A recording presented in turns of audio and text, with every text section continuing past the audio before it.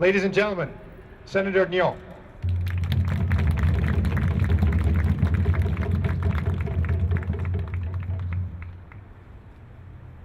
Welcome everybody. Soyez les bienvenus à tous et à tous. Mes chers amis, my dear friends, I'm very proud to be here amongst you to mark the 22nd anniversary of Falun Dafa. Let me start by thanking my fellow colleagues from the Parliaments of Canada and the members of the Toronto Falun Dafa community for their hard work into establishing a clear understanding of the Falun Gong and Falun Dafa.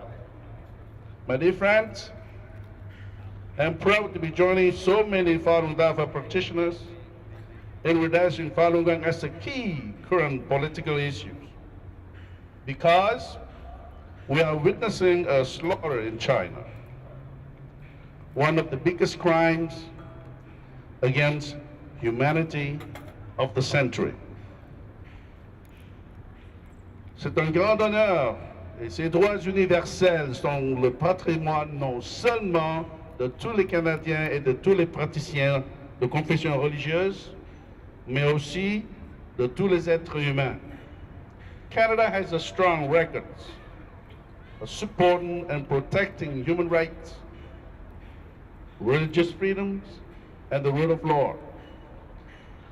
Last year, the Government of Canada was pleased to launch Canada Office of Religious Freedom to encourage the protection of the religious minority around the world, so that all we can practice the faith without fear of violence or repression, so that all can practice their faith without intimidation from the government, the Communist government of China. And the Chinese government continue a campaign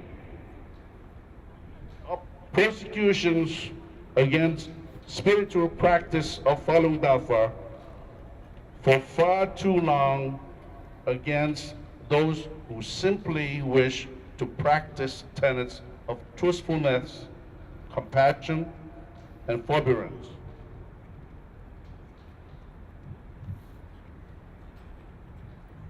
Tens of thousands of Falun Dafa practitioners and thousands of other faith believers are now languishing in prisons across China, where they are often tortured and even harvesting for their organs. After 15 years of repression by China Communist Party, we cannot remain idle and tolerate such exploitations. We must remain and remind China that its political and economic future is strongly connected to the person of Falun Gong practitioner who always seeks to exercise their fundamental human rights. China needs to understand and accept its people inviolable rights to worship, to believe, to practice their religions. These are all natural rights to which all human beings are entitled to. China Communist Party will answer for its blatant violation of universal human rights, as well as its violation of international treaties, for the persecution of Falun Gong, and for the criminalizations of their fundamental rights and freedom. I thank you all the work in condemning the Chinese regime human rights abuses and the illicit harvesting of organs from Falun Gong prisoners of conscience.